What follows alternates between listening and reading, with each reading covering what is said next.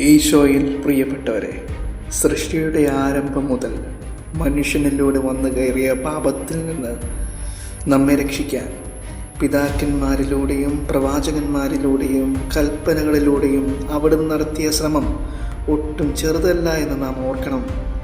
എന്നിട്ടും നമ്മോടൊപ്പം നടന്ന് നമ്മെ വിശുദ്ധീകരിക്കാൻ സ്വയം ചെറുതായി, ഒന്നുമില്ലാത്തവനായി, മനുഷ്യനായി ഭൂമിയിൽ ജനിച്ച് പിതാവിനെ അനുസരിച്ച് സഹിച്ച് മരിച്ച് ഉദ്ധിതനായി പാപത്തിന് പരിഹാരമായി ഇന്ന് വിശുദ്ധ കുർബാനയായി.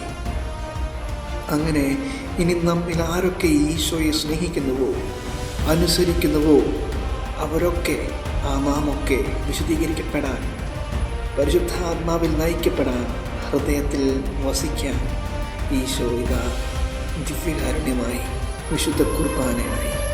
നമുക്ക് ഈ വിശുദ്ധ കുർബാനയ്ക്കായി ആഗ്രഹിക്കാം, വിശുദ്ധിയോടെ സ്വീകരിക്കാം, ഈശോയിൽ ഒന്നാണ്.